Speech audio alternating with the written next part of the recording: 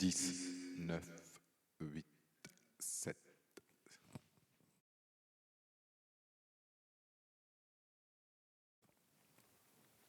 Bien, bien rebonjour à toutes et à tous, et pour ceux qui sont en direct sur YouTube. Donc on va continuer notre plénière sur l'impact environnemental du numérique, le Green IT et le IT for Green.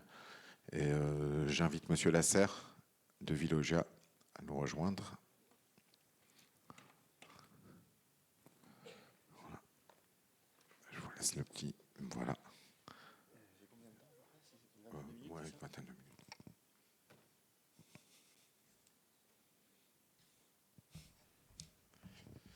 Pour le retour d'expérience. Merci. Très bien. Alors, c'est pas la microalgue. On n'a pas encore testé ça chez Veolia. Hop. C'est dans le mauvais sens. Bah non, c'est quoi alors?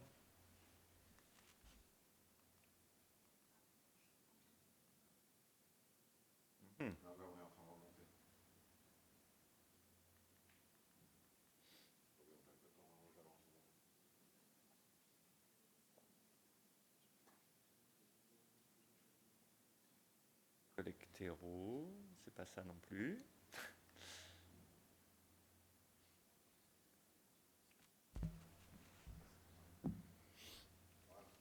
C'est bon? Super.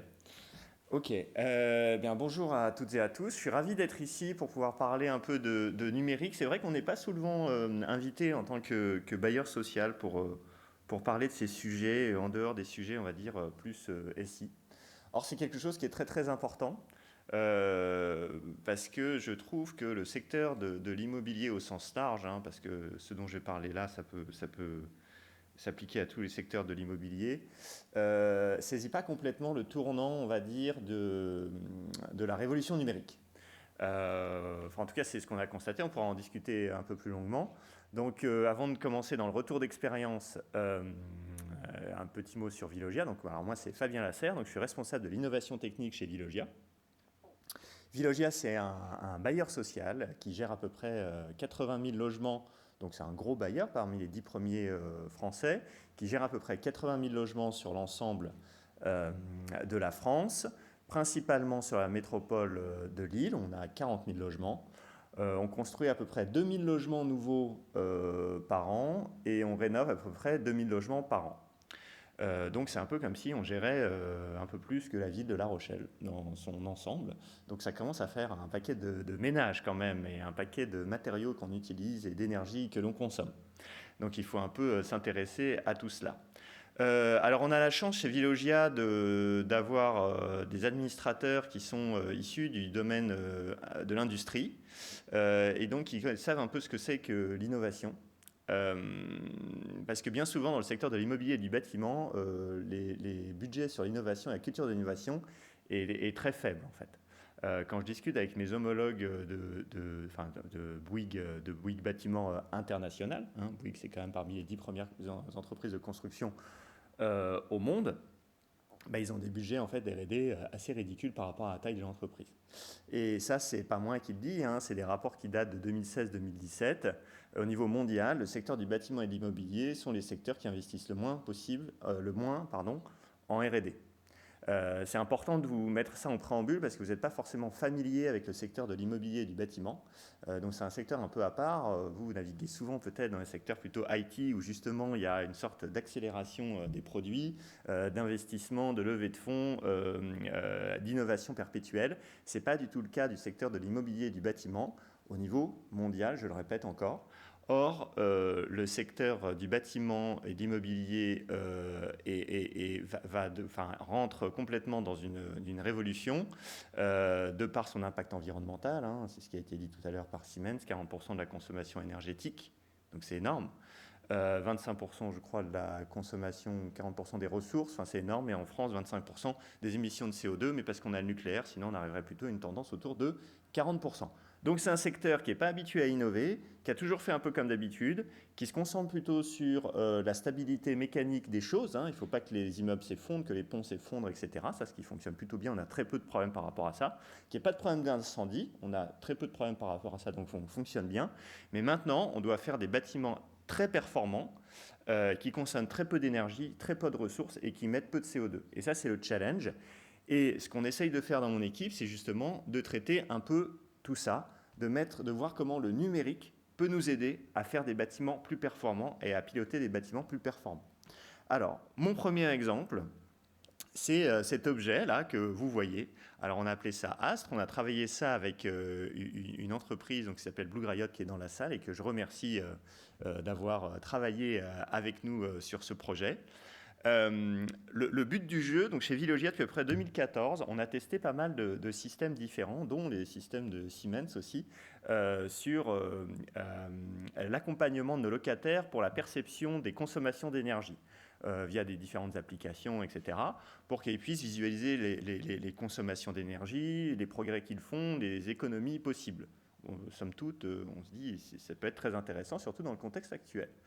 On s'est rendu compte qu'en fait, on a toujours une très forte résistance au changement, quelle que soit l'ergonomie, le type d'utilisation, le type d'application, etc.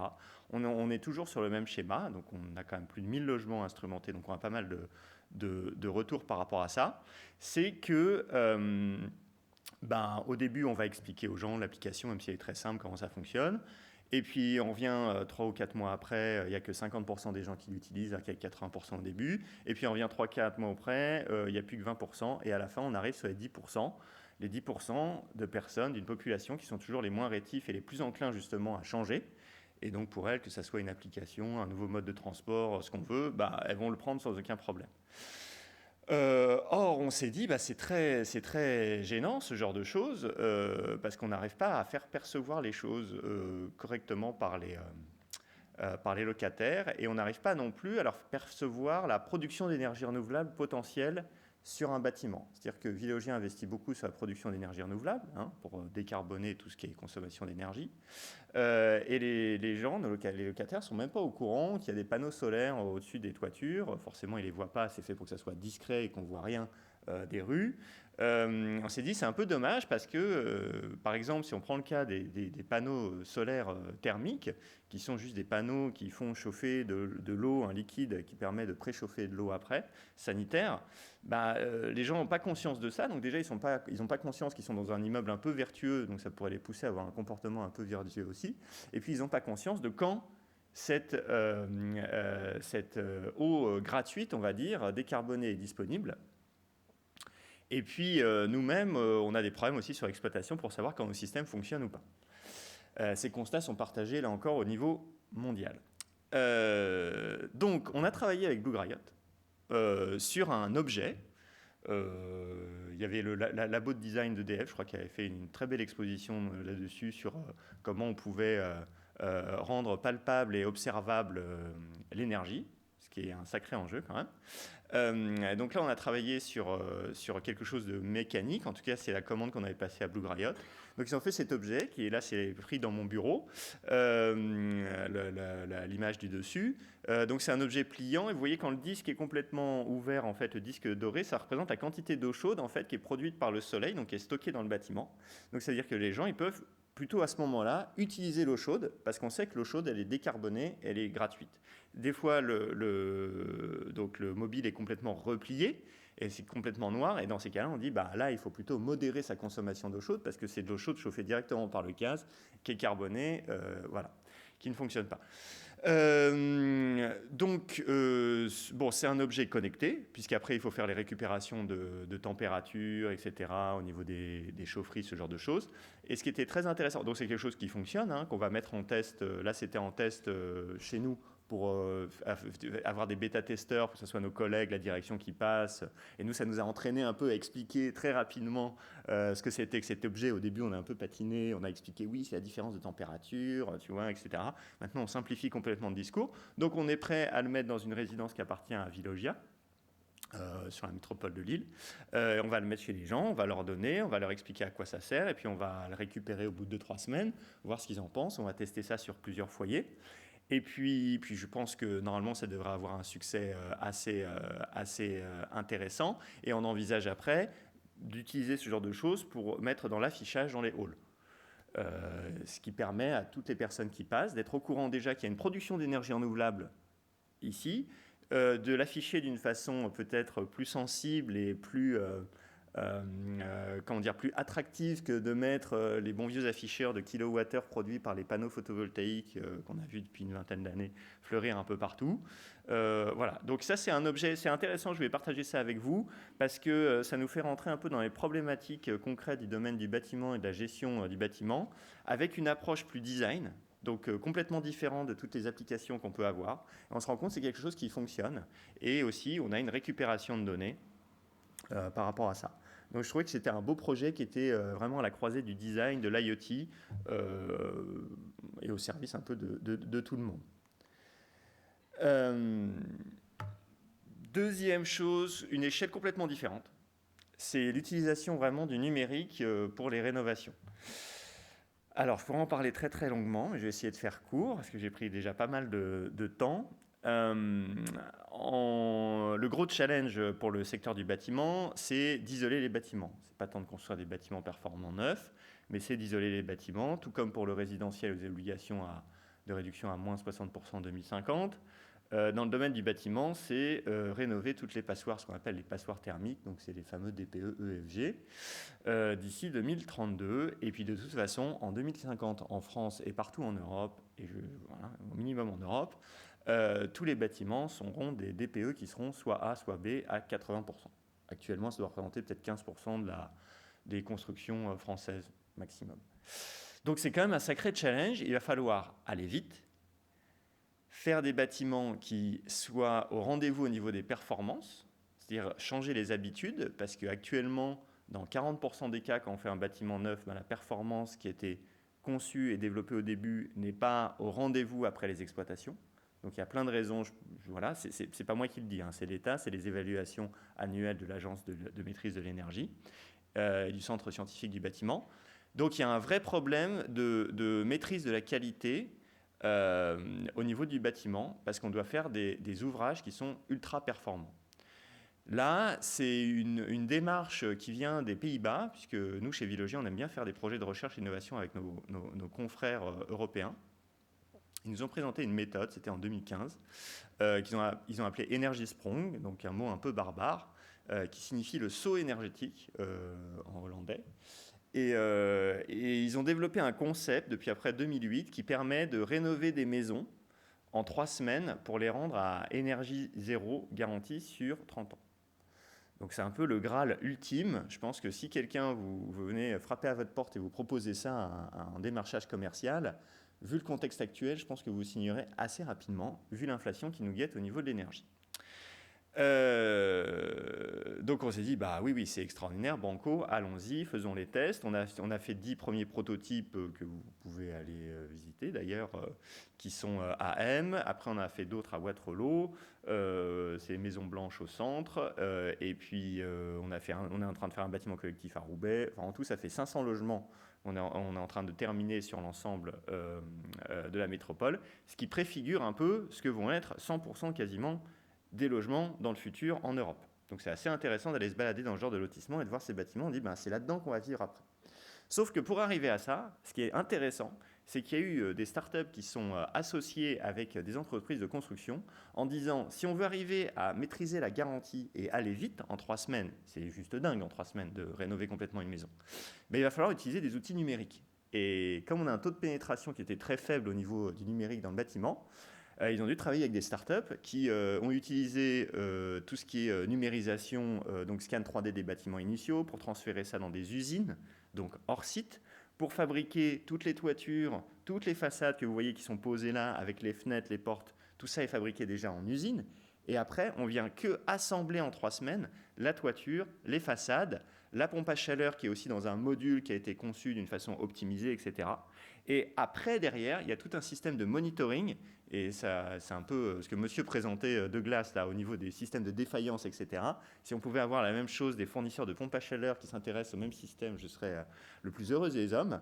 Parce que derrière, sur une garantie de 30 ans, l'exploitant, il doit très fortement monitorer et voir quels sont les éléments qui vont faire dévier la consommation. Est-ce que c'est du comportemental? Est-ce que j'ouvre les fenêtres? Est-ce que c'est de la défaillance au niveau de la pompe à chaleur, etc. Et avoir des plans de remplacement des pompes à chaleur et uniquement composant par composant. Pas tout remplacer à chaque fois parce que ça coûterait trop cher. Donc il y a vraiment une notion de durabilité qui se développe au fur et à mesure, qui est complètement contraire à ce qui se passe actuellement au marché, mais on se rend compte que toutes les entreprises de bâtiments, les exploitants, commencent à utiliser ça.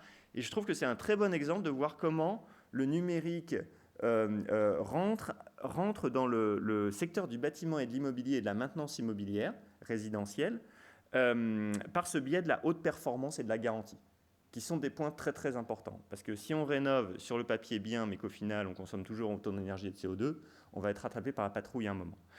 Donc c'est quelque chose qui est très intéressant. Bon, tous les projets d'innovation, vous le savez, c'est l'ascension de l'Everest par la face nord, c'est toujours très compliqué, il faut des entreprises volontaires, etc. Mais on y arrive, hein. Astre, ça existe, ces rénovations, elles existent réellement. Le tout, après, c'est toujours de passer la phase de début du marché et après que ça se standardise. Ça, c'est une démarche qui est quand même développée sur l'ensemble de l'Europe, hein. Aux Pays-Bas, ils sont à peu près à 8 000 ou 10 000 logements faits. Il y a un contrat avec l'État pour dire qu'il faut que 100 000 logements soient rénovés comme ça aux Pays-Bas. En Allemagne, donc après, il y a eu le marché français, on a été les premiers. En France, maintenant, on doit être à peu près à 2 000 logements qui ont été traits comme ça, donc 500 pour Veolia. Et en Allemagne, ils ont fait un deal avec l'agence de maîtrise de l'énergie allemande pour faire tout de suite 10 000 logements sur l'ensemble de l'Allemagne. Et l'Italie commence à s'y mettre aussi. L'Angleterre également, ils ont fait sur le Grand Londres pour faire 2000 logements. Donc tous les pays d'Europe en fait commencent à développer ce sens d'art. C'est très intéressant pour les entreprises du bâtiment parce qu'ils se rendent compte que sur différents marchés, ils peuvent intégrer ces solutions numériques. Quelque chose que vous connaissez peut-être beaucoup mieux et qui sera plus facile pour vous à appréhender si vous n'êtes pas trop familier avec le secteur de l'immobilier et du bâtiment. Donc c'est les assistants vocaux. Vous allez me dire, mais pourquoi diable parle-t-il, Veolia parle-t-il de assistants vocaux? C'est quand même à la limite un peu has-been maintenant. En fait parce que on ne l'a pas testé beaucoup dans le secteur social. On était parmi les premiers à tester des vrais assistants vocaux pour des personnes, on l'a fait sur une trentaine de logements, pour des personnes, donc des personnes âgées qui ne sortent pas tellement de leur domicile, des personnes handicapées en fauteuil, etc. Et on voulait voir quels étaient les apports de l'assistant vocal. Alors on a utilisé un assistant vocal, on a programmé différents au niveau domotique, donc différents programmes de fermeture des volets roulants, d'allumage de différentes pièces, etc. pour faciliter un peu la vie des personnes à l'intérieur. Et en fait, ce qui était le plus intéressant pour les personnes âgées qui restent longtemps à domicile, pour les personnes handicapées et tout ça, c'est le lien social que ça crée. C'est-à-dire que quand on configure les téléphones des proches, du médecin, pour commander au restaurant, pour commander ses courses, etc., et toutes ces personnes, sur la trentaine de tests qu'on a fait, on dit mais c'est extraordinaire. Ça peut paraître vraiment étrange, hein, mais personne n'avait utilisé d'assistants vocaux avant. Et personne n'avait utilisé dans cette configuration d'aide de maintien à domicile, on va dire. En tout cas, on avait discuté avec plein de bailleurs sociaux au niveau français, on n'en a pas trouvé, ni européen. Si vous avez d'autres exemples, je serais ravi de partager ces retours d'expérience avec d'autres confrères. Et vraiment une plus-value très très intéressante qui peut paraître somme toute assez banale, mais au final réelle. Le seul problème qu'on a, c'est le modèle économique, puisque nous, en tant que bailleur social, on n'a pas le droit de monétiser des services comme ça, en fait. Nous, notre mission, c'est juste de loger des personnes qui n'ont pas beaucoup d'argent avec des loyers qui sont complètement encadrés. C'est très encadré parce qu'on manipule de l'argent public, hein, on manipule l'argent de tous les livrets A qui sont ici présents dans la salle, ce qui permet de financer le logement social. Donc voilà, donc pour l'instant, le problème, c'est que c'est des très bons retours. Il y aurait des demandes au niveau des locataires, mais on n'arrive pas à trouver le modèle économique. Donc on discute avec le gouvernement à chaque fois en disant regardez, il y a des services qu'on peut développer, ça ne va pas représenter 50% de notre chiffre d'affaires, mais ça va représenter 10 ou 15%, parce qu'il y a une vraie demande par rapport à ça, un service ajouté. En 2022, on n'est plus là juste pour louer des mètres carrés ou des toits où les gens ils vont rester dedans. Il y a d'autres services énergétiques, de maintien à domicile, etc., qu'il faut développer. Et le dernier point, et j'en finis là, et je crois que je serai à peu près dans les temps, on a testé aussi tout ce qui est conception générative et un peu, on va dire, intelligence artificielle, même si c'est un terme encore un peu galvaudé maintenant en 2022. On a des gros problèmes d'optimisation économique et d'optimisation des matériaux qu'on construit. Et en fait, il n'y a pas trop de démarche rationnelle. On se base toujours sur l'expérience des architectes et des ingénieurs. Ce qui est quand même assez dingue parce que le terrain, il y en a de moins en moins, et c'est de plus en plus compliqué pour construire dedans. Les coûts de construction s'envolent complètement, et les matériaux, ça consomme des ressources et ça émet du CO2, donc on va en réduire le plus possible.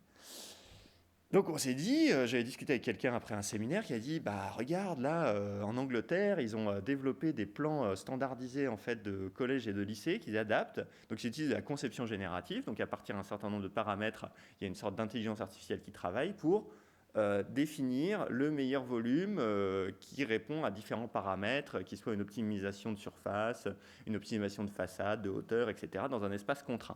Donc c'est vraiment une optimisation mathématique, somme toute assez simple, mais calculée plein de fois.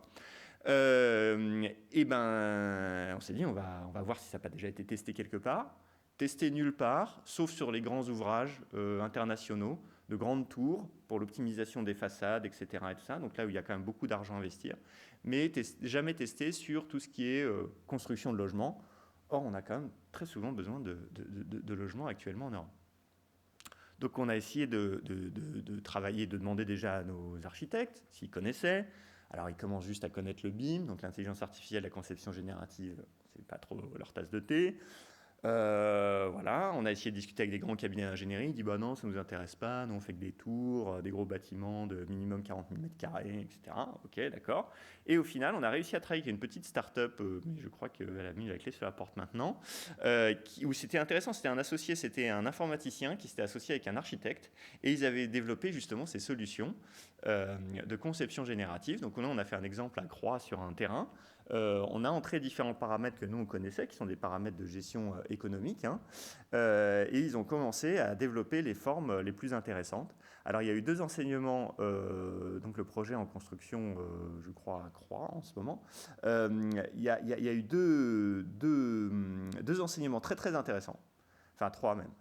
Un, d'une part, c'est que c'est complètement siloté dans le domaine du bâtiment entre les grands ouvrages où il y a beaucoup d'argent d'investisseurs, etc., où il y a un peu d'optimisation, on va dire, et le secteur du résidentiel qui est quand même un fort besoin, où c'est quelque chose qui est industrialisable, où c'est un peu toujours la même chose, et là, il n'y a personne.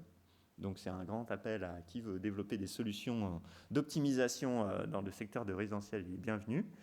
Deuxième chose, c'est que c'est compliqué de faire dialoguer des informaticiens avec des architectes. C'est très compliqué, c'est pas du tout la même façon de voir les choses, etc. Donc il y a peu d'architectes qui sont enclins à utiliser ces nouveaux services, nouveaux outils, alors qu'il y a eu quand même tout un pan de l'architecture à partir des années 50 et même avant qui travaillait sur les formes et sur l'optimisation des formes, comme le CNIL de la défense ou d'autres choses, etc., sur des formes réglées. Et aussi, la dernière chose, c'est qu'il faut s'y connaître un peu en architecture et qu'un informaticien tout seul ne va pas s'en sortir. Puisqu'il y a plein de paramètres d'habitabilité qui sont issus quand même de l'expérience de l'architecte sur la taille des pièces, de la distance minimum en fait, entre deux ouvertures, etc. Ce genre de choses. Quelqu'un qui travaille dans le numérique est complètement béotien par rapport à ça. Et ce qui est intéressant, c'est la plus-value quand ces deux cultures se rencontrent, en fait. Et pour conclure, parce que j'en ai fini avec mes exemples, je pense que c'est vraiment ça ce qui se passe un tout petit peu, et je voudrais bien que ça s'accélère un peu au niveau de la mutation numérique et de la transformation numérique du secteur immobilier et du bâtiment. C'est un peu la rencontre d'un secteur qui a plein de choses, plein de connaissances, d'expérience, de capitalisation, donc le bâtiment, l'immobilier et l'architecture, mais aussi tout un secteur qui a une culture complètement différente du numérique, et qui a beaucoup apporté. Et pour l'instant, il n'y a pas cette hybridation qui se fait. On voit à travers ces exemples que cette hybridation est créatrice d'énormément de valeur ajoutée. Et j'espère que ça va se développer beaucoup plus et qu'on va dépasser le stade du proto. Bon, là, on n'est plus tellement proto sur les premières choses, mais de premier de série et à vraiment avoir cette généralisation du croisement entre numérique et secteur bâtiment immobilier. Voilà. Merci. Est-ce qu'il y a des questions ? Moi, je vais vous répondre sur votre dernière interpellation.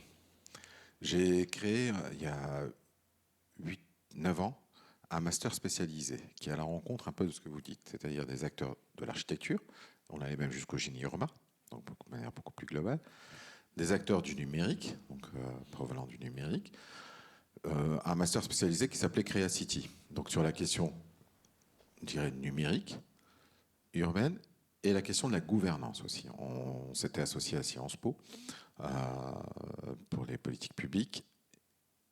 Et au fur et à mesure des années, on a une difficulté de recrutement d'étudiants. Donc on est sur un bac plus 6. Donc soit on prenait des étudiants qui avaient déjà une formation informatique, numérique, électronique, télécom ou autre, et des gens qui venaient de l'architecture, des sciences politiques, du génie urbain, de l'urbanisme, enfin voilà, un peu, et pour mixer justement et répondre à des besoins particuliers. Et aujourd'hui, par exemple, cette année, la formation n'a pas ouverte, faute d'étudiants. Donc, que faire? Je ne sais pas, hein, pas mais par rapport à des besoins exprimés et au recrutement d'étudiants, aujourd'hui, on a une vraie difficulté. Et les étudiants étaient recrutés facilement après ou pas? Ah oui, oui, aujourd'hui, toutes les promos, on en a eu quand même 7 de promos. Aujourd'hui, ils sont tous recrutés, ils sont chefs de projet, ils sont dans différentes structures, soit en collectivité locale, soit dans des cabinets de conseil, soit chez des aménageurs également. Donc aujourd'hui,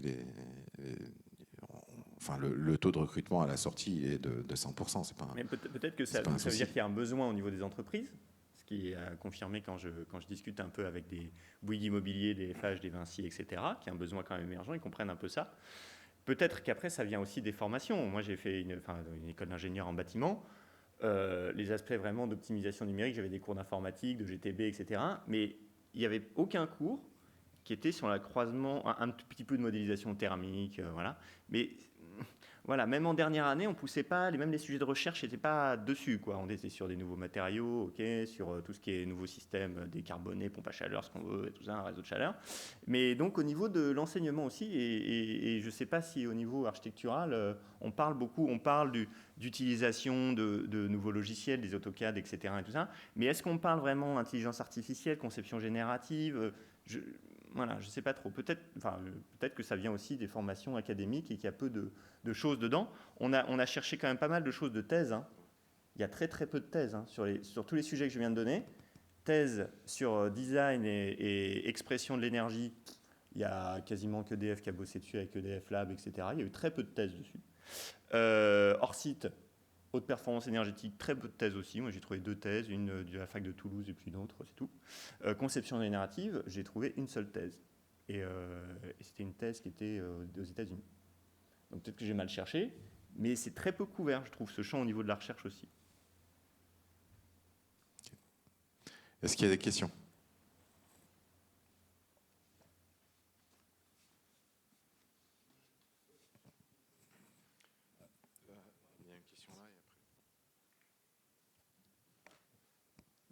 Bonjour, j'ai une question en fait. Pourquoi les IoT ne sont pas plus utilisés en matière de prévention contre le bruit dans les copropriétés, sachant qu'avec le nombre de locataires que vous pouvez avoir, il y a énormément de problèmes sur ce sujet-là. Pourquoi il n'y a pas plus de détection, de protection et d'identification des sources de bruit? Ça n'est pas du tout utilisé. En fait, on n'a pas tellement de plaintes sur le bruit dans nos résidences. Alors, je vois que vous faites. Ou alors peut-être je n'ai mal compris votre question. C'est quelle source de bruit? Nous il y a des plaintes sur des incivilités, sur du nettoyage, sur ce genre de choses, mais pas forcément sur du bruit au niveau acoustique. Donc c'est pas un sujet qu'on a traité. Mais je ne sais pas préciser votre question si vous avez.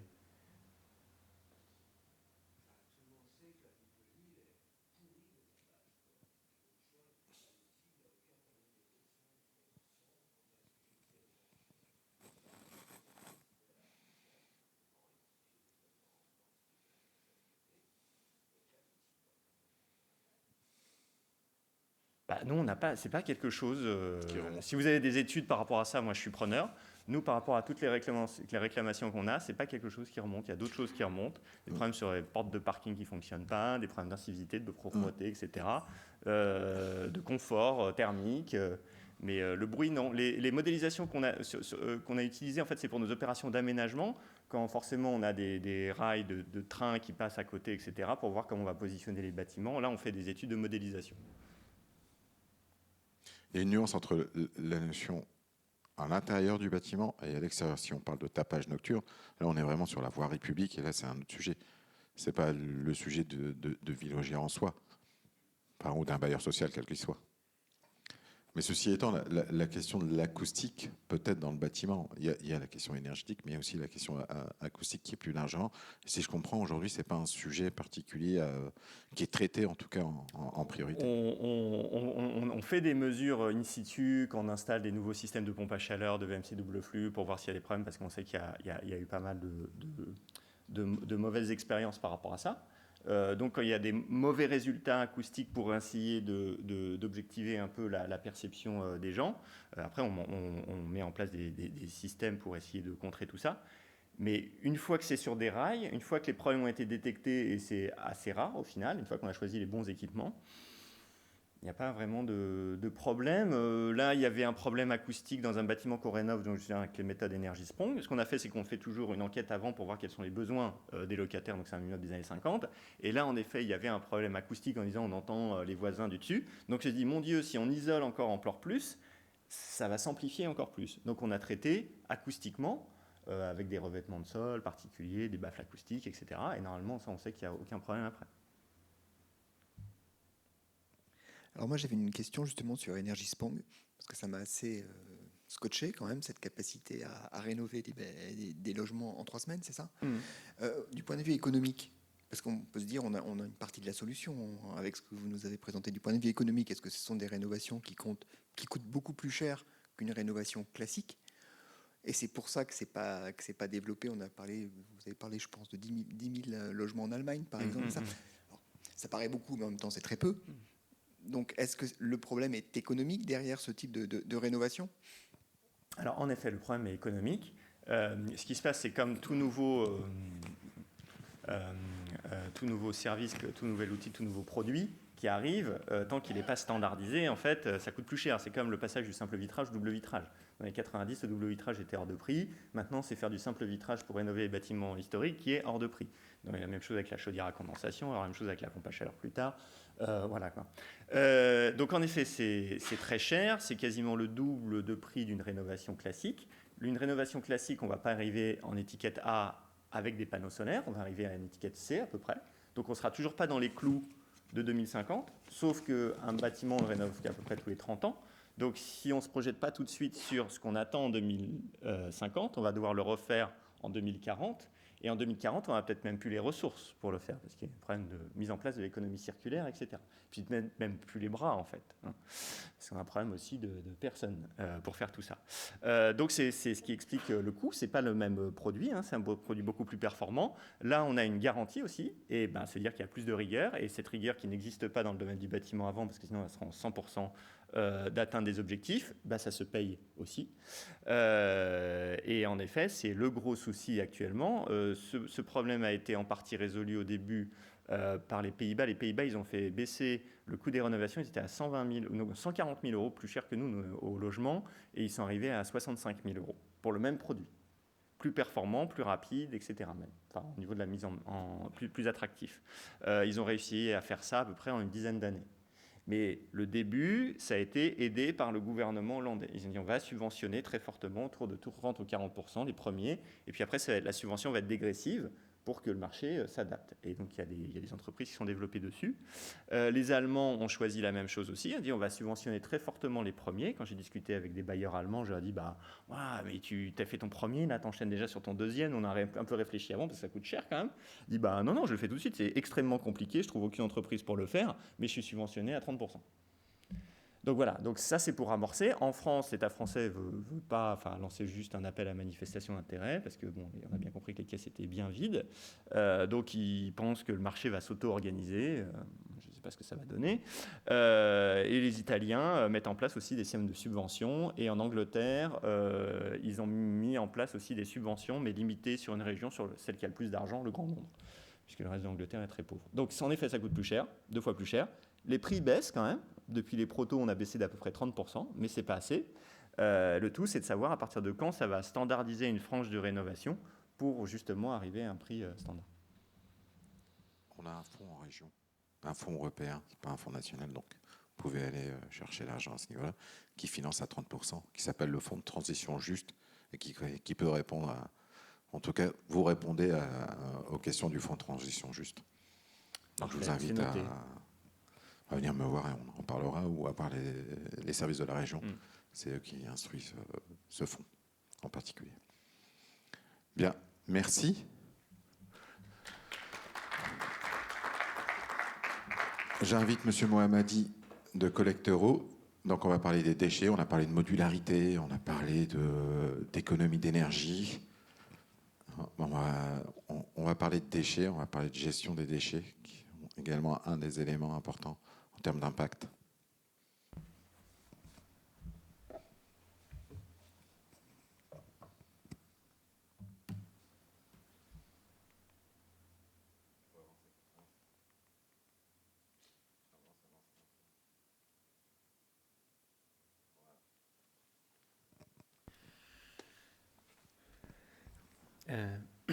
Bonjour. En fait, avant de commencer, moi j'ai plusieurs choses à dire. Que la première chose, c'est ça que maternelle. Moi, je ne sais pas français et la langue française, c'est pas mon première langue étrangère. Alors, si j'ai plusieurs problèmes, déjà, je suis désolé. En fait, en revanche, par rapport aux présentations, dans mon présentation, il y a deux parties. La première partie, c'est en présentation en général, c'est quoi Collectero. Et la deuxième, c'est en partie avec relation avec CITC, notre innovation dans objets connectés, surtout pour la gestion des déchets. En fait, Collectero, c'est une plateforme collaborative pour gestion de déchets. En fait, quand on dit que c'est une plateforme collaborative, c'est-à-dire qu'on a un aspect surtout innovation sociale. C'est pour ça qu'on dit c'est une plateforme collaborative. En fait, dans Collectero, nous, on a deux objets. Le premier objet, c'est pour réduire le déchet. Et la deuxième partie, c'est pour la gestion de déchets. C'est un peu, comme on dit, c'est vraiment intéressant en jeu parce que ça fait 2 ans plus que 2 ans, ça fait 2 ans et demi que nous, on développe Collectero. On a commencé avec Eurotechnologie. Après, on était avec Mouvement Rêve 3. Après, on a sélectionné comme French Tech et Startup. Jusqu'à maintenant, on était avec une subvention de BPI. En fait, on a trouvé que pourquoi réduire le déchet? Parce qu'on a, pendant 2 ans, on a trouvé que le premier problème, c'est pas que, par exemple, gestion des déchets. Le premier problème, c'est la même production de déchets. Alors, on a un petit peu pivoté par rapport au sujet. On a ajouté le sujet de réduire le déchet. Surtout, on a ciblé, je suis vraiment heureux que Vélogie est là, surtout, on a ciblé les bailleurs sociaux pour le sujet de réduire le déchet. En fait, le problème, comme d'hab, c'est toujours le déchet. Et la deuxième chose, c'est la triage, surtout triage à la source. Solution, bien sûr, c'est la première solution qu'on a trouvée, c'est réduire le déchet. Et la deuxième, c'est triage à la source. Et Collectero, c'est une plateforme intelligence pour la gestion de déchets. En fait, si on parle le sujet si on parle du marché de déchets, en fait, normalement, on parle de 4 segments: valorisation, transport, collecte et recyclage. Nous, dans Collectero, on est plus que dans la partie de collecte, surtout collecte et trier.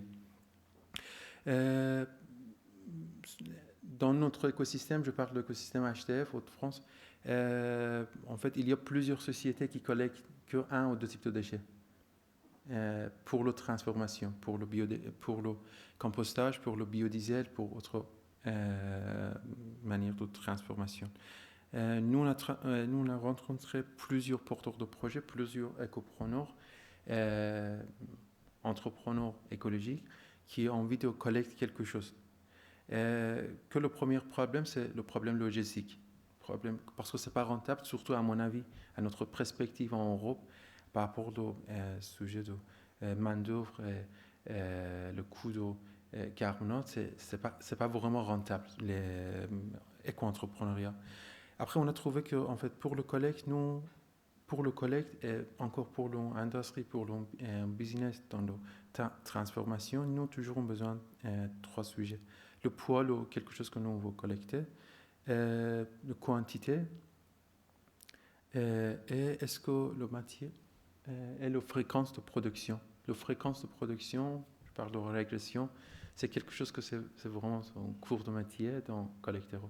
Vous pouvez imaginer par exemple quelqu'un qui est méthanisateur, par exemple quelqu'un qui produit de l'énergie par rapport aux déchets, ou par exemple biodiesel.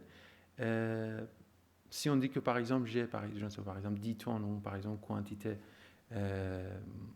fixe, un type de déchet, c'est pas pour un producteur d'énergie, c'est pas quelque chose d'intéressant.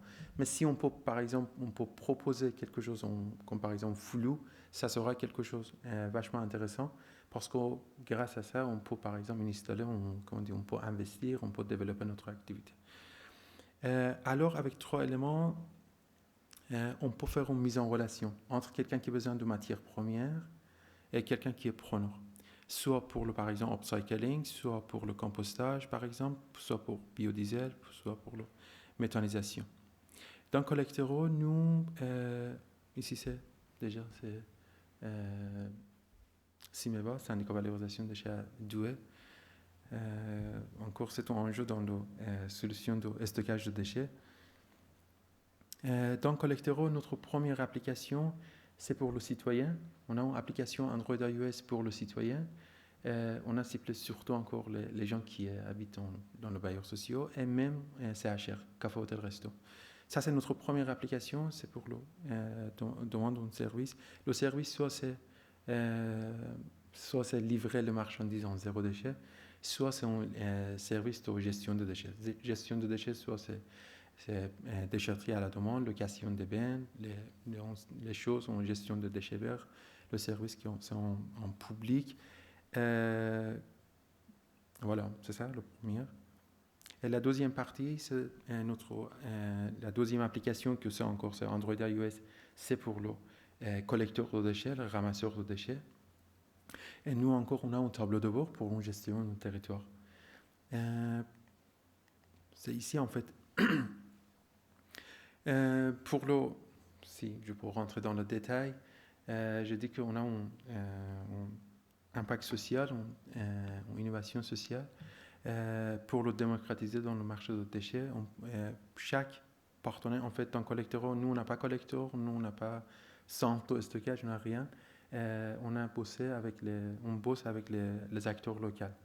C'est-à-dire que par exemple, il y a une société, soit par exemple un entrepreneur qui collecte qu'un type de déchet, quelque chose que nous on va proposer, c'est une application que nous on va installer sur un portable. Tous les demandes que c'est chez le citoyen, quelqu'un qui veut demander rentrer dans notre tableau de bord. C'est un tableau de bord par rapport à son critère, par exemple par rapport à son activité, son territoire. Tous les offres qui viennent dans son territoire sera lui qui gère, qui est assigné par exemple à son conducteur, à son transporteur.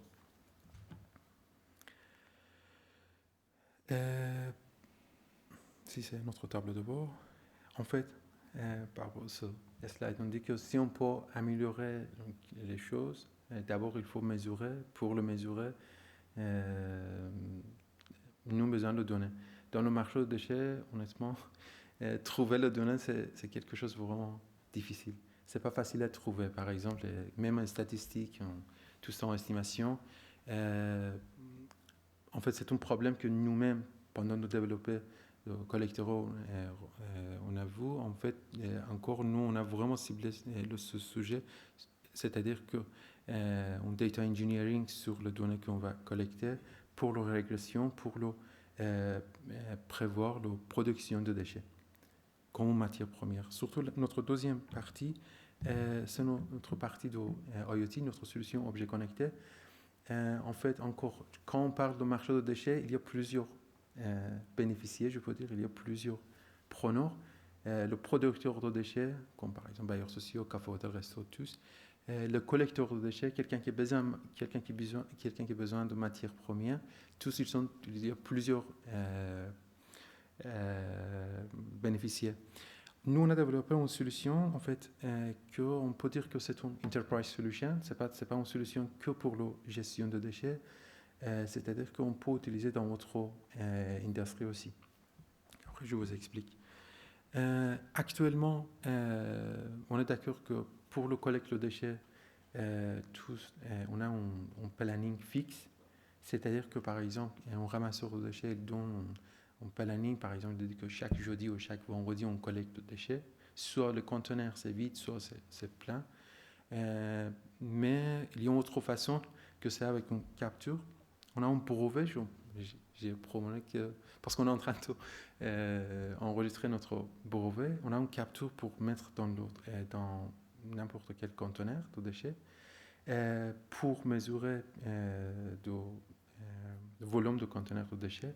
Après, on a quelques éléments que pour nous, on peut proposer un meilleur temps, un meilleur planning pour collecter le déchet par rapport à la régression de remplissage de chaque conteneur. Est-ce que par exemple le conteneur soit c'est vide ou pas? La régression de remplissage, de vitesse de remplissage de chaque conteneur. Après encore, il y a quelques données qui sont accessibles à tout le monde. C'est comme par exemple embouteillage de ville, que par exemple, est-ce qu'il y a dans une roue, est-ce qu'il y a par exemple un accident ou pas.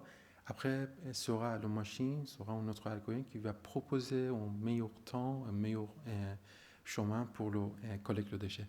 En fait, Dynamic Planning, déjà, il y a dans d'autres industries, surtout pour le logistique, mais pour le collecte de déchets, il y a vraiment... Je peux dire que moi encore, je n'ai pas vu.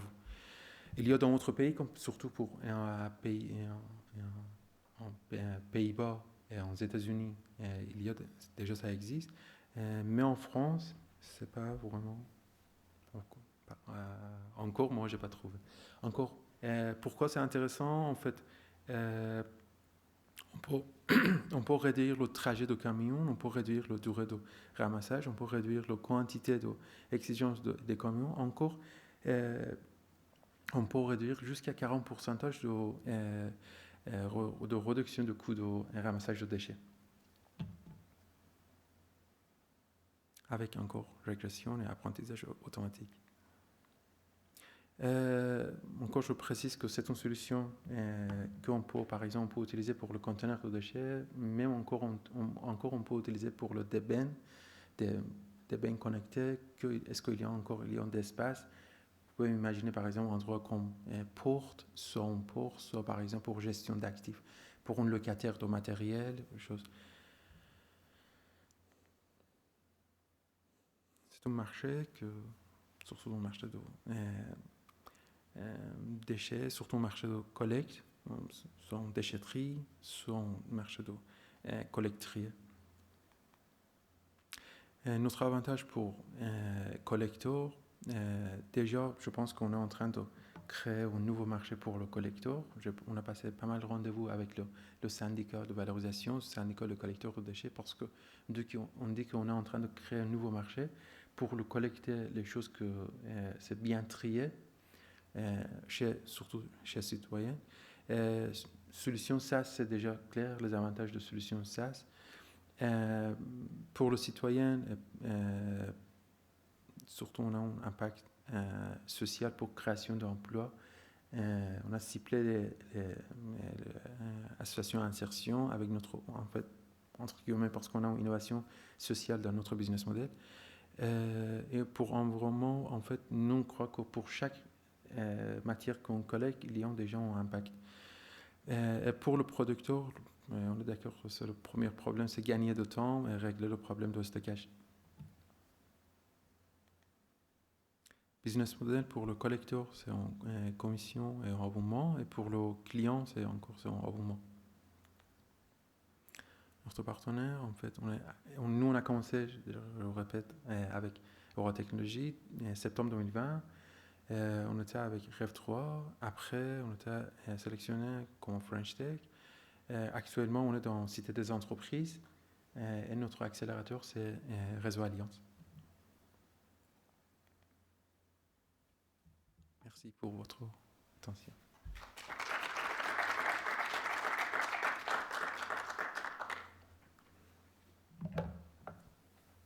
Est-ce que vous avez des questions?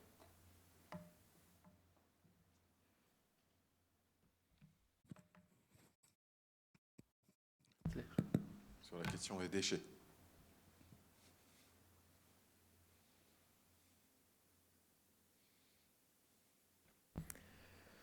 C'est un enjeu important, bien plus important que vous pensez.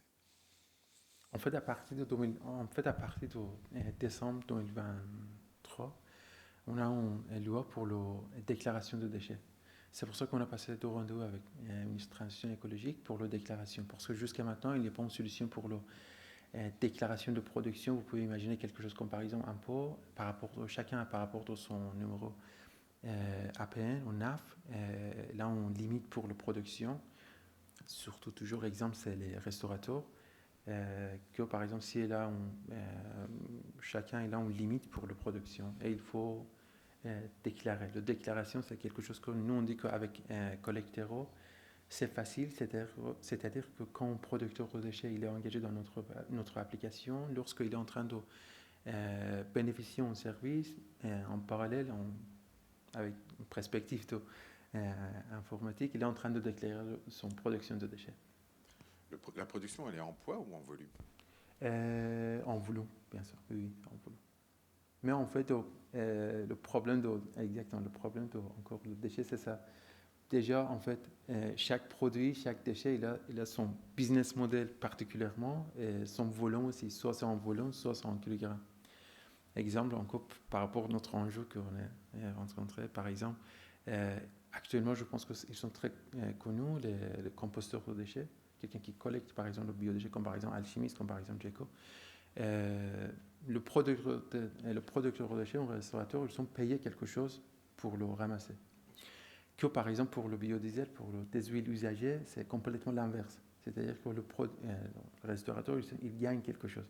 Alors, marché de déchets, c'est un peu vraiment, surtout pour nos collègues, à mon avis, c'est un marché vraiment classique. Encore l'informatique, c'est pas encore vraiment touché le marché. Bon. Alors, à mon avis, encore, ça a besoin de innovation.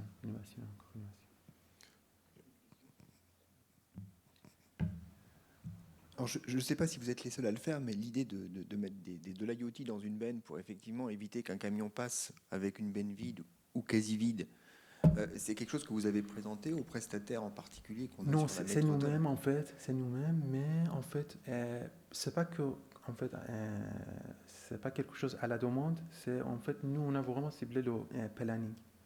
C'est-à-dire que avec, par exemple, tout de suite, on est d'accord que par exemple, dans instantané, ça marche pas. Machine, son apprentissage automatique, ça a besoin d'apprendre. Alors après, ce sera Machine qui va proposer un planning. Exactement. Un trajet, exactement. Exactement, c'est ça. En fait, oui, on a passé pas mal de rendez-vous avec collecteurs de déchets. Surtout, on est dans Réseau Alliance, Cité des entreprises. Il y a déjà Veolia là-bas. On a passé pas mal de rendez-vous avec les collecteurs de déchets par rapport au sujet. Merci. Est-ce qu'il y a d'autres questions? Non. Merci. Merci. On va passer donc... on a un peu abordé tout ce qui était IT for Green et on va terminer par le Green IT. Donc on repenser les façons de coder, les architectures techniques. En l'occurrence, je remercie beaucoup Romain Rouvois d'être parmi nous, donc qui travaille depuis plus de 10 ans sur ces questions-là au sein de l'Université de Lille. Donc un des précurseurs en région et même au niveau national sur l'impact du numérique et l'impact énergétique du numérique. Comment améliorer aussi cet impact? Merci pour l'intro. Donc oui, Romain Rouvois, moi je suis professeur à l'Université de Lille. Je suis aussi membre d'une équipe projet INRIA qui s'appelle Spirals. Donc je vais vous parler de sobriété. Donc cette équipe Spirals, si vous ne connaissez pas INRIA, hein, c'est une équipe qui regroupe un certain nombre de personnes, à la fois des chercheurs, des enseignants-chercheurs, des ingénieurs, des doctorants, pour bosser sur un certain nombre de sujets de société en lien avec le numérique. Et donc on s'intéresse un petit peu à tout le spectre des logiciels. On peut retrouver des logiciels aujourd'hui dans beaucoup d'environnements différents, hein, depuis le cloud jusqu'à l'IoT, comme on en parle aujourd'hui. Et donc nous, ce qui nous intéresse, c'est de voir pour chaque classe de logiciels, quels sont les enjeux qu'on peut traiter sous le prisme du logiciel, avec une spécialisation sur des questions de sécurité, de respect de la vie privée, et puis aussi d'optimisation de la consommation énergétique. Donc, c'est des travaux qu'on a l'habitude de faire en partenariat. On a beau être enseignant, chercheur, académique, on apprécie beaucoup travailler en collaboration avec l'industrie et avec toute taille d'entreprise. Et donc là, les travaux que je vais présenter, c'est des travaux qu'on a réalisés en collaboration avec l'ADEME, avec Davidson Consulting, qui est une ESN qui est notamment implantée sur l'île, mais aussi avec des plus gros acteurs comme Orange et OVH Cloud. Le cadre dans lequel on se place et qui se vérifie de plus en plus, c'est celui de ce qu'on appelle scientifiquement Computing Within Limits, c'est-à-dire qu'on part du principe que l'abondance est terminée, il paraît, et que du coup, il va falloir reconsidérer les limites qu'on a rencontrées il y a quelques années. Pour les plus anciens d'entre nous, quand on a appris à développer des systèmes, on avait des contraintes. On avait des ordinateurs qui étaient limités en mémoire, qui étaient limités en CPU. Et puis le job du développeur, de l'ingénieur, c'était de faire en sorte de pouvoir réaliser un service qui rentrait dans l'ordinateur et qui était capable de faire le job avec un maximum de performance. Avec le temps, il y a eu profusion de ressources. Le cloud y a fortement contribué. Aujourd'hui, un ingénieur ne se pose plus ces questions-là. Il se dit qu'au final, s'il y a un souci de performance, c'est pas bien grave. J'aurais juste à cliquer sur un bouton dans une interface pour déployer une nouvelle VM et mon problème sera réglé. Donc il y a eu vraiment une mutation dans les habitudes des développeurs.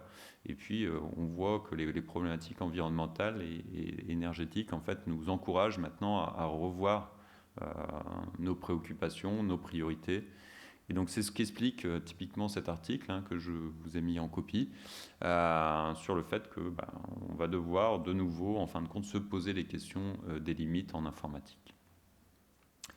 Donc ces limites, elles s'imposent et elles risquent de s'imposer très rapidement, plus que les chiffres qu'on peut voir dans les articles, dans les billets de presse. Ce qui nous inquiète surtout, c'est le caractère explosion exponentielle. C'est l'accélération en fait de la demande et des besoins de l'informatique pour pouvoir fonctionner.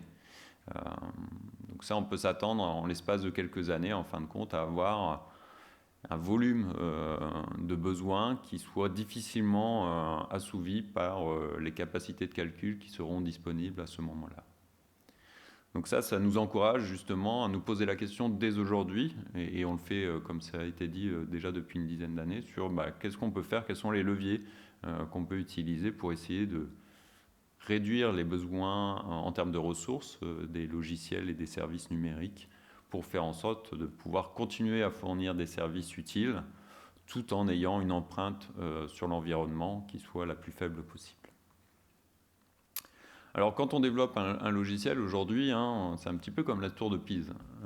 Donc vous vous situez tout en haut de la tour de Pise et puis en dessous de vous, vous allez avoir différents étages. Ces étages, c'est ce qu'on appelle les couches de virtualisation. Donc on fait des machines virtuelles, comme je l'ai dit, on fait des conteneurs logiciels.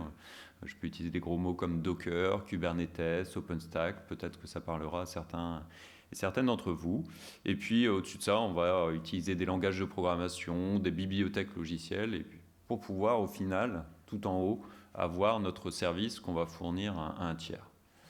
Donc cet empilement de technologies, en fin de compte, tout ça c'est du logiciel, qu'on empile dans du logiciel, dans du logiciel, dans du logiciel. Ça c'est ce qu'on appelle la virtualisation. Et tout en bas, en fin de compte, on a le matériel. Donc le serveur, l'équipement IoT, qui est lui ce qui va consommer in fine. Sauf que le développeur, en fin de compte, qui se trouve tout en haut de notre tour de Pise, lui, il ne voit plus trop ce qui se passe au niveau matériel. Okay. Et donc une des problématiques qu'on rencontre aujourd'hui, c'est ça, c'est que les développeurs, donc je suis aussi enseignant, j'ai des étudiants en cours, et on perçoit bien que les étudiants qu'on avait il y a quelques années avaient une compréhension fine du fonctionnement du matériel. Aujourd'hui, ils utilisent un IDE, ils cliquent sur des boutons, et quand ça ne marche pas, on appelle le prof. Donc on a perdu pied un petit peu au fil des années avec ces techniques de virtualisation qui apportent un certain confort dans le développement, qui permettent aussi d'accélérer les développements. Donc, c'est un certain intérêt pour les entreprises, mais petit à petit, on s'est éloigné du matériel. Donc on s'est intéressé justement à cette problématique. Alors il y a eu déjà une première étude par des collègues canadiens qui ont consulté un certain nombre de développeurs pour savoir un petit peu ce qu'ils savaient sur les problématiques énergétiques dans les logiciels et puis qu'est-ce qu'ils pouvaient faire par rapport à ça. Donc c'est un sondage qui a été publié pour un certain nombre d'acteurs et puis on voit que les développeurs en général ont quand même une compréhension qui n'est pas trop mauvaise en fait, de ce qu'on peut faire pour améliorer la consommation énergétique, des problématiques d'algorithmes. Donc, on apprend à nos étudiants à réaliser des algorithmes toujours plus performants, toujours plus efficaces, qui passent à l'échelle par rapport au volume de données à traiter. Diminuer les calculs, ce qui paraît naturel aussi, pour moins solliciter les CPU, pour avoir des CPU plus légers, toujours en étant capable de fournir le même service, travailler sur les entrées-sorties, que ce soit réseau ou disque, mémoire, et donc ça c'est des moyens aussi d'économiser. Donc les développeurs globalement avaient une assez bonne vision de ce qu'il fallait faire pour pouvoir réduire l'empreinte énergétique des logiciels. Là où le bas blesse, en fin de compte, c'est que ces techniques, ils n'ont pas forcément le temps de les appliquer parce que quand ils vont réaliser un projet pour un client, le client va payer pour un certain nombre de fonctionnalités et le client souhaite que ces fonctionnalités soient livrées le plus vite possible. Et donc là, à partir du moment où la priorité c'est de faire des features et de les livrer le plus vite possible, certaines préoccupations vont passer au second plan. L'énergie va en faire partie. Il y a quelques années, on avait la même problématique avec le test logiciel, la qualité du code. C'était quelque chose pour lequel tout le monde se tombait d'accord sur le fait que c'était important de faire du code de qualité, mais le client disait oui, on fera ça quand il restera du budget. Puis c'est assez rare qu'il reste du budget à la fin d'un projet, donc les tests logiciels, en fin de compte, passaient à la trappe, et puis au final, on avait juste de la feature. Jusqu'au jour où les entreprises ont compris que capitaliser sur le code, c'était quand même important, parce que ça voulait dire que quand on avait du code de qualité, on n'était pas obligé de le redévelopper tous les 3 ans, et donc on pouvait investir sur la durée. On espère qu'à l'avenir, justement, les entreprises capitaliseront aussi sur la problématique énergétique. Une autre problématique dans l'esprit des développeurs, c'est qu'en final, cette question d'énergie, comme je vous l'ai dit, c'est le matériel qui consomme. Donc en tant que développeur, je n'ai pas besoin de m'en préoccuper. Il suffit d'attendre, et puis il y aura un nouveau serveur qui sortira, on migrera le code vers ce nouveau serveur et boum, ça consommera moins. Donc je n'ai pas forcément d'effort à faire, en fin de compte je dois juste laisser le temps passer et je fais confiance à l'industrie du matériel pour améliorer la situation. Et dernier point, c'est bien gentil d'avoir des idées sur la façon dont on peut optimiser le code, mais au final, si j'ai rien pour mesurer, pour pouvoir quantifier les choses que je mets en place dans mon code, je ne suis pas sûr en final d'optimiser mon code et je ne suis pas sûr d'économiser de l'énergie. Donc j'ai besoin d'outils pour pouvoir mesurer la consommation. Donc cette étude, elle a été faite il y a quelques années, mais nous on l'a refaite plus récemment, et là on a interviewé des développeurs de chez Orange, des ingénieurs, et grosso modo, il y a encore 2 ans, c'était les mêmes problématiques auxquelles ils étaient confrontés. Donc, on avait exactement les mêmes problèmes. Donc on a pris ce problème il nous manque un outil pour pouvoir mesurer finement la consommation des logiciels. Alors aujourd'hui, on sait mesurer la consommation du matériel, on utilise un wattmètre. Il y a un certain nombre de sondes qui sont embarquées dans les serveurs, des PDU, des IPMI. Donc on peut avoir de l'information à l'échelle du matériel. On peut l'avoir assez finement dans le CPU. Il y a une sonde qui s'appelle RAPL qui permet de savoir la consommation du CPU. Mais quand on fait tourner plusieurs logiciels sur ce serveur, c'est difficile de savoir qui consomme quoi. Okay, donc si vous êtes sur votre ordinateur portable, si vous faites tourner plusieurs applications, un Word, un Firefox, au final, quelle application je dois arrêter en premier si je veux économiser de la batterie, ce n'est pas forcément simple d'y répondre. C'est la même chose sur un serveur. Si j'ai un serveur qui héberge plein de machines virtuelles, plein de conteneurs logiciels, s'il y a un travail à faire d'optimisation énergétique, sur quel service je dois me concentrer en premier, ce n'est pas forcément non plus simple d'y répondre. Donc nous, on y répond au travers d'une solution logicielle qui s'appelle Power API, qu'on développe depuis une dizaine d'années maintenant, et qui fait l'objet d'un consortium open source avec les acteurs que j'ai mentionnés avant, et qui répond à cette problématique de pouvoir estimer la consommation des logiciels. Alors, estimer la consommation d'un logiciel, c'est pas simple parce que ça part du principe qu'il faut déjà comprendre le matériel. Le matériel, c'est quelque chose qui est devenu extrêmement compliqué au fil des années. Si on prend un processeur de serveur moderne, on s'aperçoit qu'en fin de compte, il y a beaucoup d'optimisations qui sont mises en jeu. On peut faire confiance justement à l'industrie du matériel pour essayer de réduire la consommation. Mais pour faire ça, en fin de compte, l'industrie du matériel a introduit plein de mécanismes et elle les combine. Il y a des mécanismes qui vont faire varier la fréquence du processeur en fonction de la charge qu'il doit assurer. Il y a des mécanismes qui vont faire dormir le processeur, même pour de très courtes périodes. Si jamais il n'a pas de travail, il va faire une petite sieste.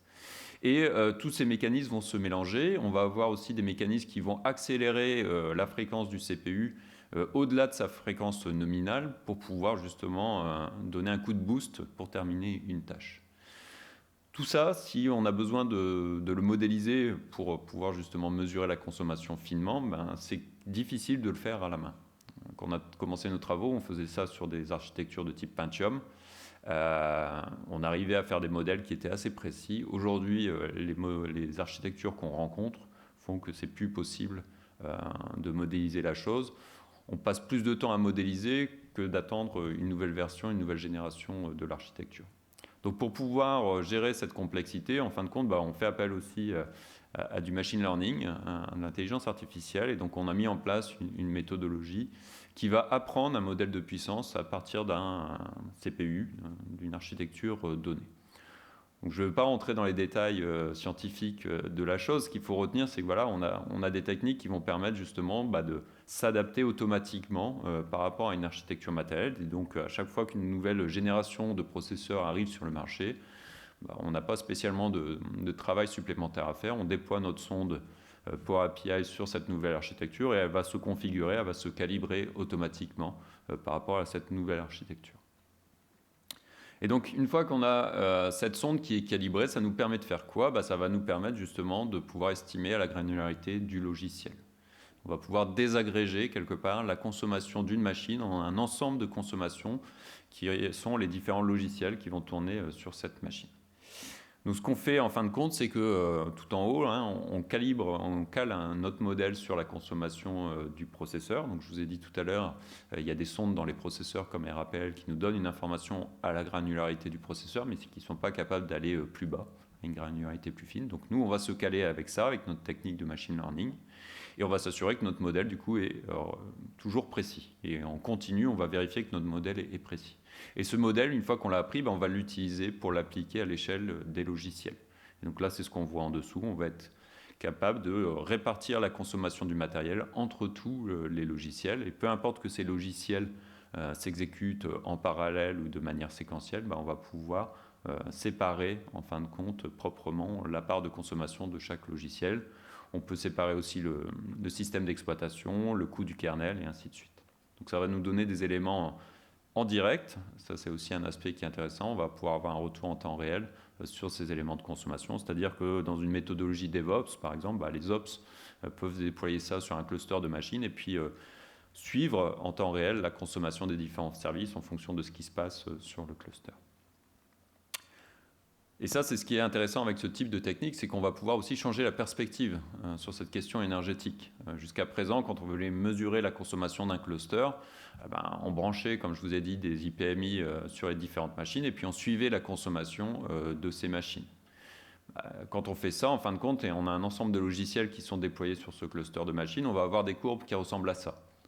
Donc on va avoir des machines qui consomment, d'autres qui consomment un peu moins. Mais qu'est-ce qui se passe ? Quel est le service ici dans mon déploiement qui a une consommation aberrante, par exemple ? Est-ce que c'est le Swarm ? Est-ce que c'est le Weave, l'Elasticsearch ou le Zookeeper ? Ce type d'information ne permet pas d'identifier clairement d'où vient le problème. En utilisant la sonde Power API, en fin de compte, comme je vous ai dit, on est capable de désagréger par service et par machine la consommation, et donc après on est capable de la réagréger, mais en utilisant une clé d'agrégation qui est différente. Et donc là, en l'occurrence, on va réagréger les consommations, non plus par machine, mais par service. Et donc ça va nous permettre de produire ce type de graphe, où là, on va voir, à l'échelle du cluster, quelle est la consommation des différents services qui sont déployés sur mes différents nœuds. Donc je vais pouvoir voir, ici en l'occurrence, Zookeeper a l'air de consommer pas mal sur la première partie de mon test. Et ensuite, c'est l'Elasticsearch qui prend le relais. Et puis si j'ai besoin de faire un focus sur un de ces services, de regarder plus précisément, tiens, mon Zookeeper, en fait, qu'est-ce qui se passe réellement sur les différents nœuds, je peux encore zoomer et je peux récupérer l'information par les nœuds. Et donc là, on va voir, tiens, c'est le premier nœud qui avait tendance à consommer dans un premier temps. Ce nœud, certainement qu'il est tombé à un moment donné, donc il y a eu un processus d'élection dans Zookeeper pour trouver un nouveau leader. Et donc, dans un second temps, c'est le nœud 2 qui, lui, a pris le relais. Donc, on va pouvoir avoir cette analyse fine et pouvoir justement travailler sur l'optimisation de la consommation de Zookeeper, voir si c'est justifié ou pas. Donc ça, c'est à l'échelle des logiciels. Ce qui est intéressant de voir, en fin de compte, comme je vous ai dit, c'est qu'au final, c'est le matériel qui consomme, mais la relation entre le logiciel et le matériel, c'est un peu comme la relation entre le chauffeur et sa voiture. Bien évidemment, c'est la voiture qui consomme et qui pollue, mais au final, si on a un conducteur qui a une conduite qui est plus éco-responsable, bien évidemment, la voiture va moins polluer que si on a un conducteur qui ne fait pas attention. Sur le logiciel, c'est un peu la même problématique. C'est le logiciel qui va piloter l'utilisation des ressources. Donc si on est capable de concevoir des logiciels qui utilisent les ressources de manière intelligente, derrière, on aura une consommation du matériel qui sera impactée. Et on se pose souvent la question, qu'est-ce qu'on peut faire pour améliorer la consommation? Est-ce qu'on peut réellement la réduire? Parce que, comme je vous ai dit, on ajoute des fonctionnalités tout le temps. Alors on s'est intéressé à un projet développé par une petite start-up qui s'appelle Google. On s'est dit, c'est intéressant de regarder un petit peu ce qu'ils font. Généralement, ils ont des gens intelligents dans ces boîtes-là. Et puis on a repris une dizaine d'années un projet qui est publié par Google, qui s'appelle JSON, qui fait de la sérialisation de documents JSON, qui est un format particulier, et qui est disponible en open source sur GitHub. Et donc on a regardé, pour les fonctionnalités fournies par cette bibliothèque, est-ce qu'au fil du temps, en fait, cette bibliothèque a tendance à consommer plus ou à consommer moins? Est-ce qu'il y a des changements observables? Et donc ce qu'on a fait, c'est qu'on a repris tout un ensemble de commits, de versions de ce code, et puis on a joué le même scénario et on a mesuré à plusieurs reprises la consommation de ce scénario. Et donc ce qu'on s'aperçoit, c'est qu'au fil du temps, sur une librairie qui semble relativement simple, de la sérialisation, désérialisation de documents, on s'aperçoit qu'ils ont réussi à diviser par 5 quasiment la consommation de cette librairie. Donc ça, c'était un résultat qui était quand même assez surprenant pour nous, de voir que justement, oui, au fil du temps, malgré l'ajout de nouvelles fonctionnalités, le développement et la maintenance de la bibliothèque, on peut toujours travailler sur réduire l'empreinte énergétique de cette bibliothèque et faire du logiciel qui consomme moins. Si on divise par 5 la consommation, c'est aussi diviser par 5 la consommation du matériel. Un autre point auquel on s'est intéressé, c'est il y a la possibilité, comme je viens de le dire, de travailler sur le code pour améliorer la situation, mais est-ce qu'il n'y a pas aussi des moyens plus faciles pour optimiser la consommation de nos logiciels? Alors là, on s'est intéressé non plus à du code Java, mais du code Python. Pourquoi Python? Parce que c'est un environnement qui est assez populaire, notamment dans le domaine du machine learning, et donc beaucoup de personnes développent en Python. C'est l'un des langages les plus populaires aujourd'hui. Mais Python n'est pas forcément connu pour être le langage le plus efficient.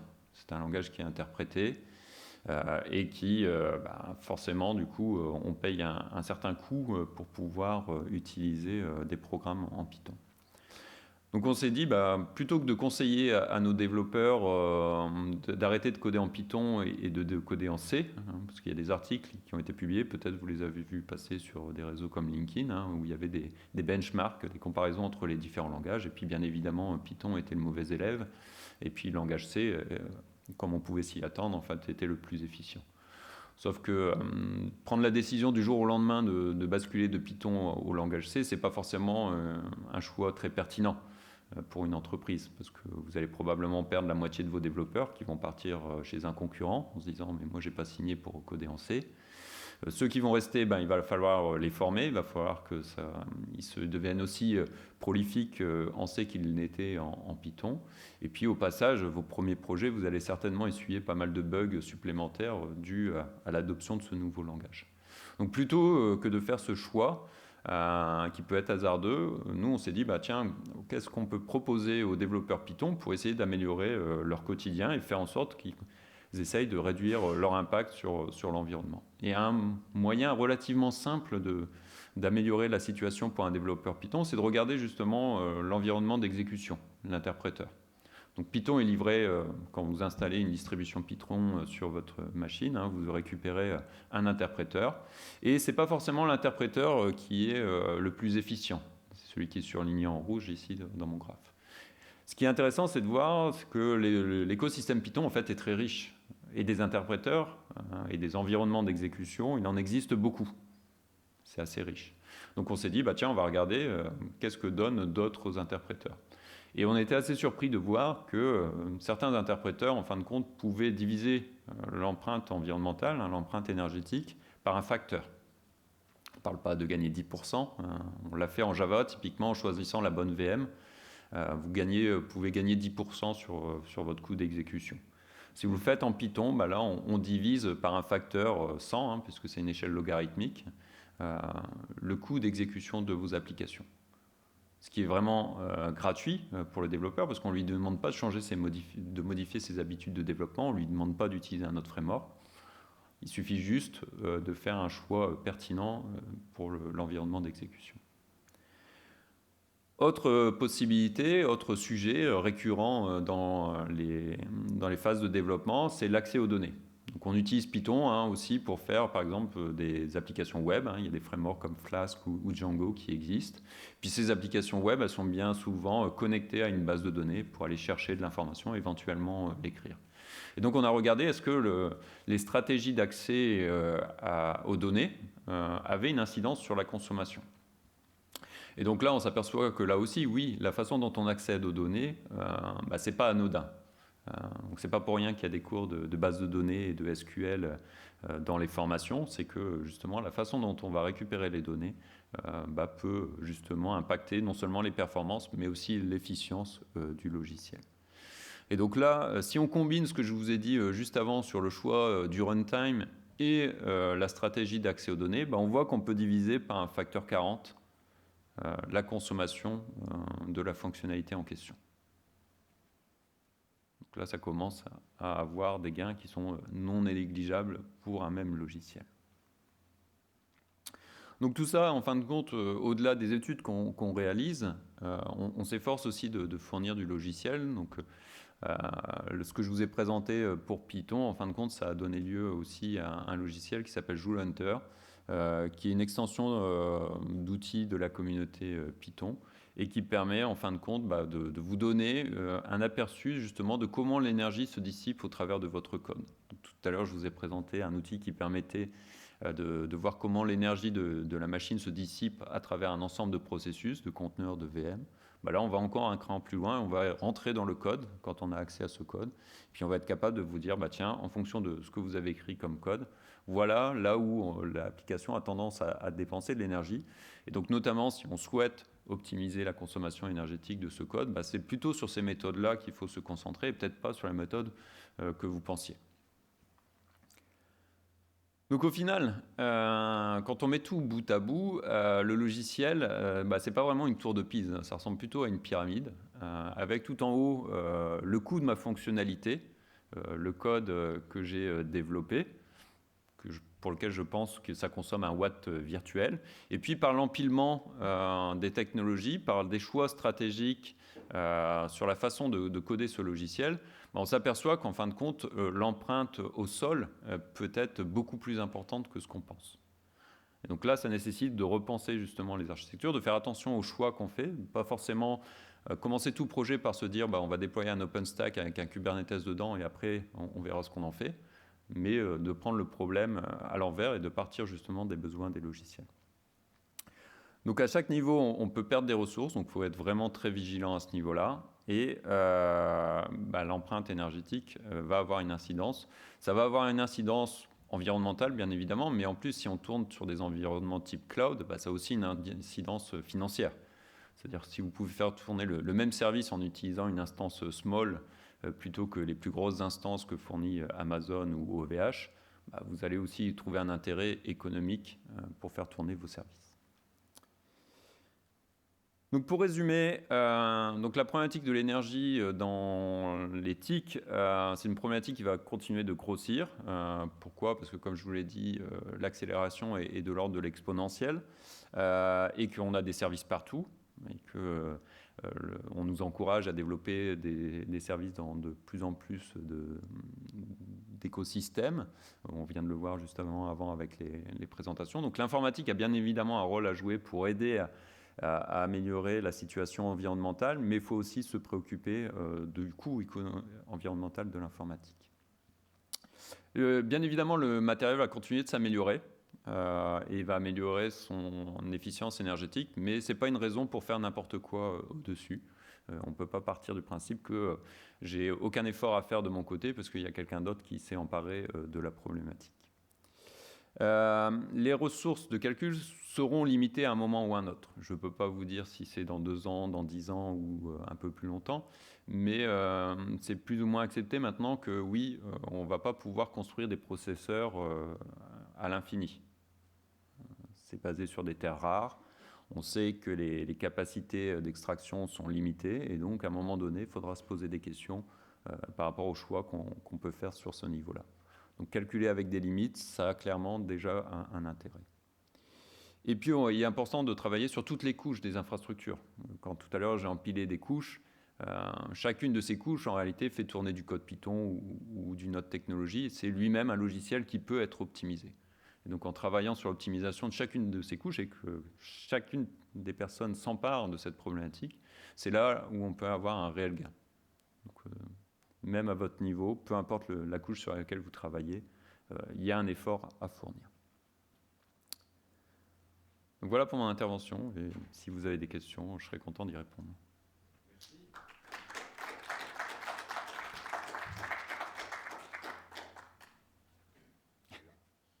Puis l'énergie.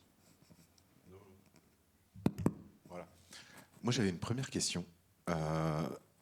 Sur les interpréteurs, tu montrais une courbe, oui. Là. Mais est-ce qu'on a les mêmes fonctionnalités entre un Python 3 et un Rumba ? Non.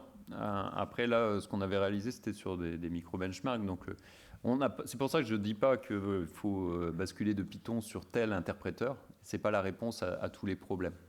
Ce qu'on montre, c'est que, par contre, faire le choix de l'option par défaut, c'est peut-être pas le choix le plus pertinent. Maintenant, il y a des interpréteurs qui sont dédiés à certains types de tâches et qui vont être optimisés pour certains types de tâches, pour certains types de calculs. Donc, dans ce cas-là, si votre application match par rapport à ses besoins, c'est vraiment pertinent d'aller sur du Numba, par exemple, pour essayer de tirer parti justement de ces optimisations. Ce qu'il faut voir, c'est que dans ces interpréteurs, dans ces compilateurs, dans ces machines virtuelles, il y a beaucoup d'intelligence embarquée. Un GCC, par exemple, c'est des années de travail avec des gens très intelligents qui ont fait des choses très bien. Le tout, pour un développeur aujourd'hui, c'est de savoir en tirer parti et de ne pas forcément prendre les choix par défaut, les choix de facilité, mais de voir justement est-ce qu'il n'y a pas un choix plus économe à faire à ce niveau-là. Okay, merci. Est-ce qu'il y a des questions ?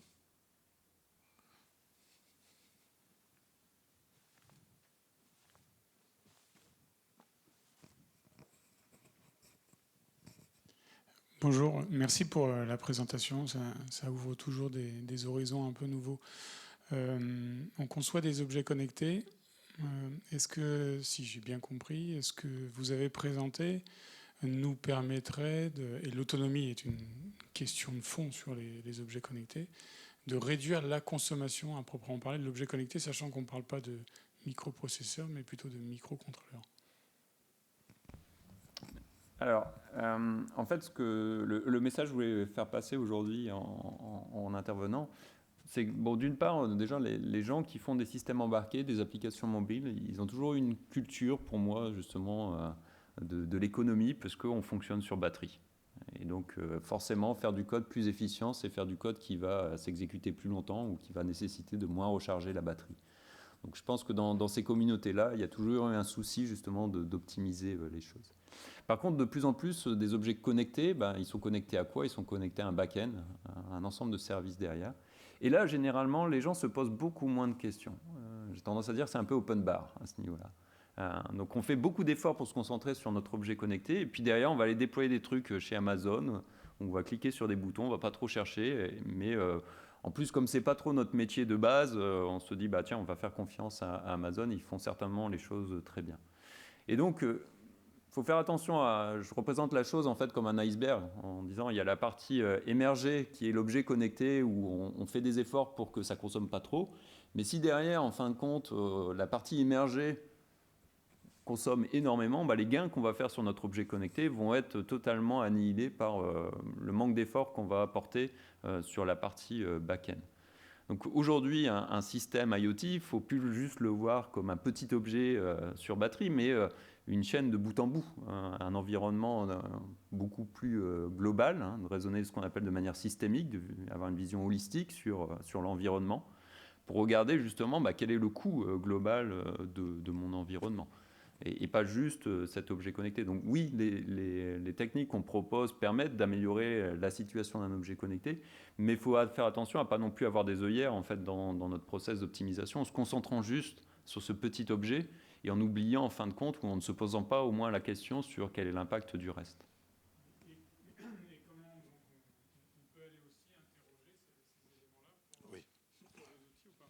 Alors, sur les parties back-end, typiquement, ce qu'on réalise avec OVH aujourd'hui, c'est qu'on déploie nos sondes dans leur infrastructure pour pouvoir donner aux développeurs l'information de la consommation de leur machine virtuelle. Et donc derrière, de pouvoir justement récupérer ces informations-là pour voir par rapport au code qu'elles font tourner, quelle est la consommation de telle ou telle partie de code. Merci. Est-ce qu'il y a d'autres questions ?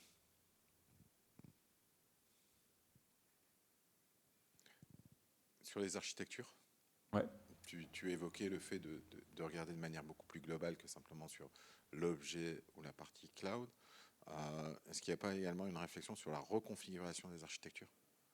Alors, aujourd'hui, là, on réalise des travaux justement sur des problèmes d'architecture microservices, qui est une autre tendance qui est globalement adoptée, pour savoir justement quelles sont les bonnes architectures. Est-ce que le fait de passer à des microservices, c'est pertinent ? Est-ce que ça a un bénéfice ? Alors, ce qu'on voit, par exemple, c'est des problématiques de passage à l'échelle.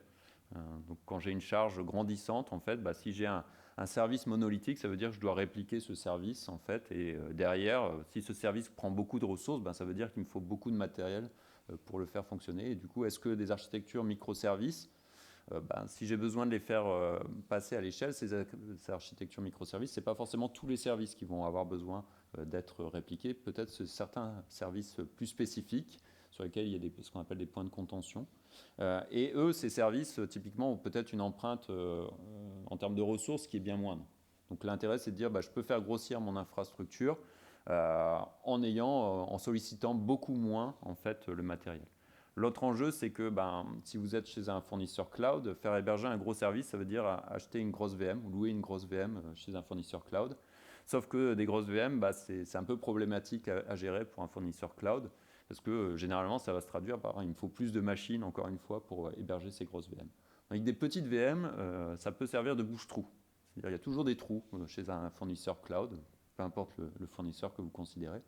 Et donc, pour lui, c'est aussi beaucoup plus simple de déployer ces petites VM que des grosses VM. Et donc, si on est capable de boucher les trous, là aussi, on fait un gain non négligeable, parce que ça veut dire qu'on demande moins de machines pour faire tourner nos services. Et il ne faut pas se leurrer. Le plus gros gain qu'on puisse réaliser, c'est justement en faisant en sorte de ne pas produire de nouvelles machines, d'en éteindre, plutôt que de chercher la micro-optimisation dans le logiciel. Et toujours dans cette vision beaucoup plus globale, la donnée ?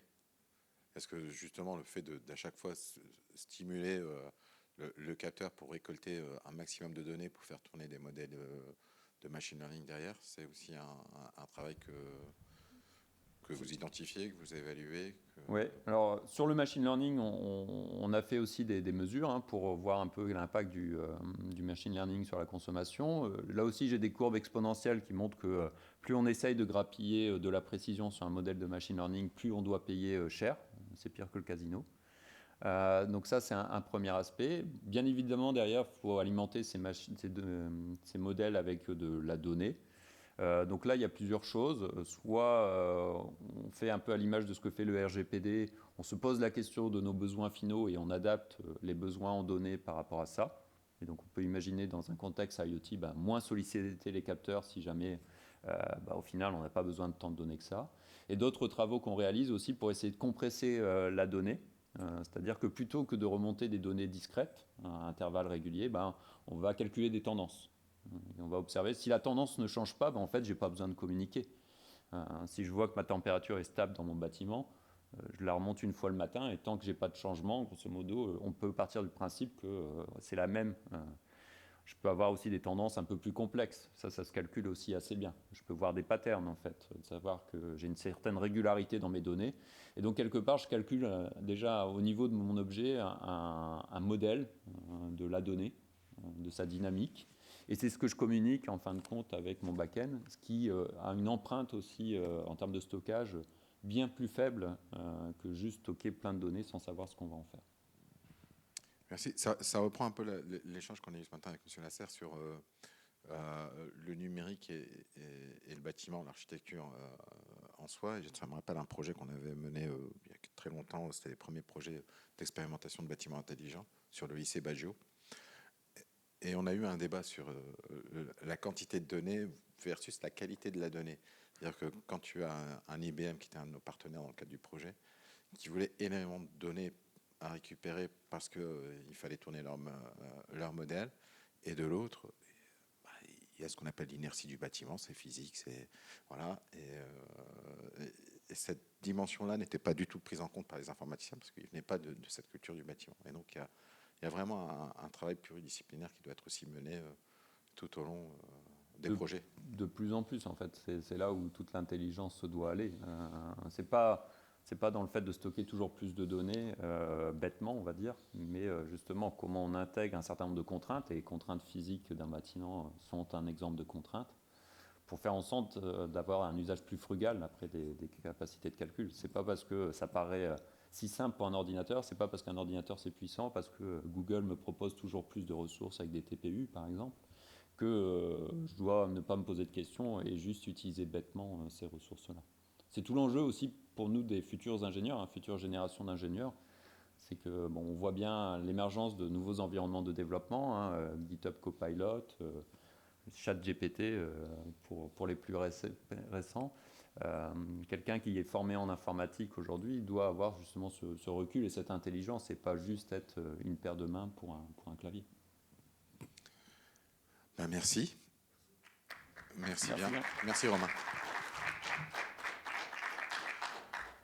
Pour la suite, je vous invite au CITC pour déjeuner. Et l'après-midi, on reprend les ateliers. Merci. Donc on va juste traverser la place, pour ceux qui ne connaissent pas. C'est le bâtiment qui est en face.